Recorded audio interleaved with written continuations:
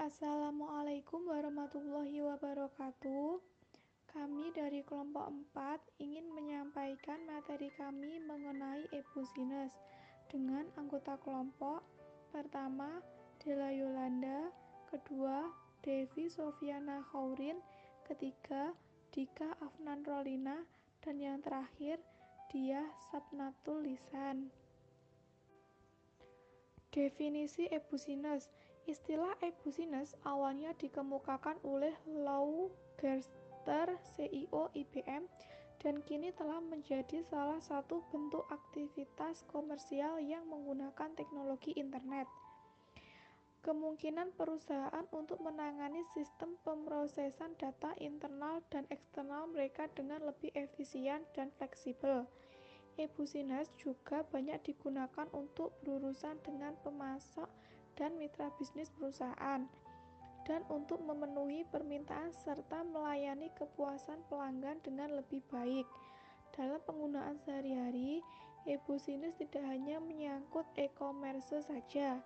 Dalam hal ini, e-commerce lebih merupakan subbagian dari e-business. Sementara e-business meliputi segala macam fungsi dan kegiatan bisnis menggunakan data elektronik termasuk pemasaran internet. Selain itu, e-business juga dapat diartikan sebagai aktivitas bisnis secara otomatis dan semi-otomatis melalui penggunaan sistem informasi komputer. Adapun menurut para ahli, pengertian e-business antara lain: yang pertama, menurut Sid Elhaf DKK, e-business meliputi semua hal yang harus dilakukan menggunakan teknologi informasi dan komunikasi untuk melakukan kegiatan bisnis antar organisasi maupun dari organisasi ke konsumen. Yang kedua yaitu menurut Palokota dan Robinson.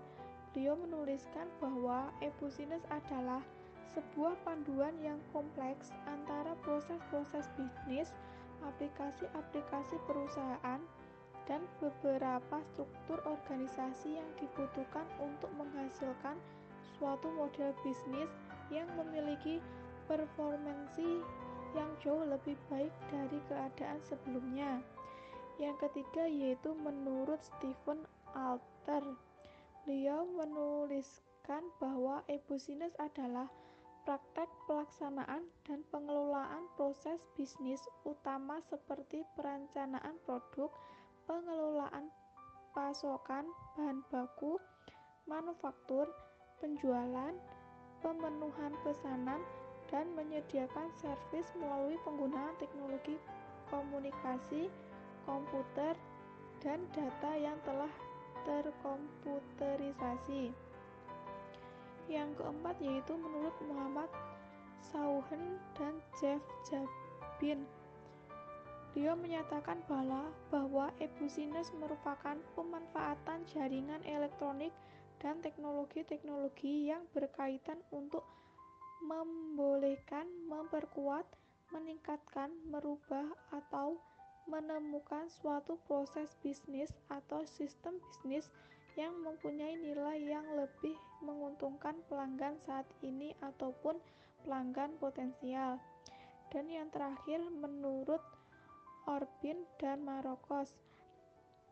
Beliau menyatakan bahwa e-business adalah penggunaan teknologi internet untuk bekerja dan memberdayakan proses bisnis, e-commerce, dan kolaborasi dengan mitra bisnis seperti hubungan dengan pelanggan, pemasok, dan pemangku kepentingan. Keuntungan e-business. Dengan penerapan sistem informasi e-business, maka pelaku-pelaku bisnis akan mendapatkan berbagai manfaat. Menurut Charles R. Rieger dari IBM dan Mary P. Donato dari Xerox, terdapat 5 keuntungan e-business, yaitu efisiensi. Sebuah riset memperlihatkan bahwa kurang lebih 40% dari total biaya operasional perusahaan diperuntukkan bagi aktivitas penyebaran informasi ke divisi-divisi terkait. Dengan dimanfaatkannya teknologi informasi, maka terlihat bagaimana perusahaan dapat mengurangi total biaya operasional. Contohnya adalah bagaimana fasilitas email dapat mengurangi biaya komunikasi pengiriman dokumen. Kedua, efektivitas. Dengan dimanfaatkannya teknologi informasi, pelanggan dapat berhubungan dengan perusahaan kapan saja dalam 7 hari, seminggu, dan 24 jam non-stop. Ketiga, reach. Perusahaan mampu memperluas jangkauan dan ruang gerak perusahaan untuk ekspansi dengan mudah atau menembus batas ruang dan waktu, dan tanpa memerlukan biaya dan yang relatif mahal. Keempat, struktur. Konsep brick and mortar menjelma menjadi click and mortar telah mengubah perilaku perusahaan dalam mendekati bisnis. Terakhir, opportunity. Terbukanya peluang yang lebar bagi pelaku bisnis untuk berinovasi menciptakan produk-produk atau jasa-jasa baru akibat ditemukannya teknologi baru dari masa ke masa. Faktor pendorong e-bisnis. Perkembangan implementasi konsep e-bisnis sangat dipengaruhi oleh external driving force, yaitu pertama, customer expectation, yang diharapkan konsumen pada saat ini tidak cukup dipuaskan dengan baiknya kualitas sebuah produk, tetapi pelanggan juga mengharapkan adanya pelayanan pra dan pasca jual yang baik. Kedua, kompetitif imperatif. Globalisasi telah membentuk sebuah arena persaingan dunia usaha yang sangat ketat. Pelanggan akan mudah membandingkan kualitas produk dan pelayanan antar perusahaan. Hal ini memaksa perusahaan mengembangkan strategi yang tepat. Ketiga, deregulation. Secara makro, deregulasi yang dilakukan oleh pemerintah maupun negara-negara lain seperti APEC, AFTA, WTO telah turut mewarnai bentuk dunia usaha di masa datang, terutama dengan konsep perdagangan bebas antar negara dan industri. Keempat, teknologi. E-bisnis adalah kemajuan teknologi informasi yang didominasi oleh percepatan teknologi komputer dan telekomunikasi.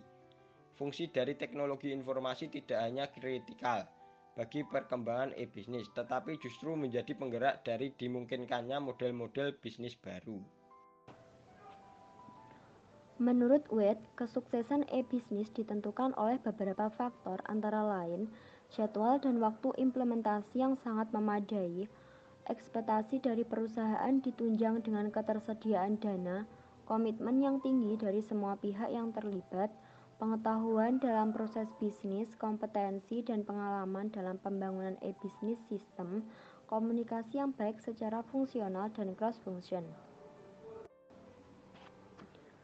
Sedangkan di dalam kegagalan e-bisnis mempunyai beberapa penyebab antara lain tidak adanya komitmen yang utuh dari manajemen, tidak profesionalnya vendor teknologi informasi dalam menjadi mitra bisnisnya, penerapan e-bisnis tidak diikuti dengan proses change management, belum adanya peraturan yang mendukung dan melindungi pihak-pihak yang bertransaksi, menggunakan target jangka pendek sebagai pijakan investasi.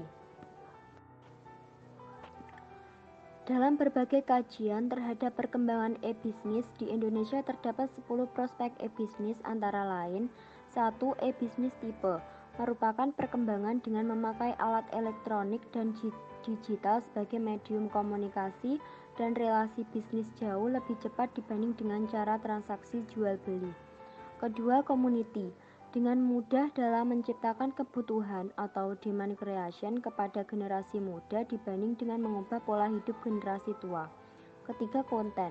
Adanya internet yang paling banyak memperoleh keuntungan adalah perusahaan bukan end user. Keempat, teknologi device. Teknologi berbasis PC akan bergeser ke teknologi digital ditambah dengan microprocessor seperti PDA. Kelima, regulation. E-bisnis ini berkaitan dengan aktivitas pencarian laba finansial, maka pemerintah akan mengikuti negara-negara maju dalam menerapkan regulasi e-bisnis yang kondusif. Keenam, akses channel. Berkembangnya teknologi informasi semacam internet dan website menawarkan perusahaan yang berminat dalam mengimplementasikan kanal akses tersebut. Ketujuh, organization. Faktor budaya, pendidikan, sosial, dan perilaku dalam organisasi memegang peranan penting dalam menentukan sukses tidaknya sosialisasi penggunaan teknologi informasi. Kedelapan, change strategi. Dalam perusahaan, negara berkembang lebih memilih metode evolusi dibanding dengan revolusi dalam mengimplementasikan e-bisnis. Kesembilan, bisnis proses. Perusahaan yang sukses dirah oleh perusahaan yang mampu memadukan konsep tradisional physical value chain dengan virtual value chain. Kesepuluh, system approach. E-bisnis baru dapat berkembang jika komponen lain dalam lingkungan e-bisnis turut tumbuh dan berkembang secara serentak. Selanjutnya yaitu mengenai hambatan e-business.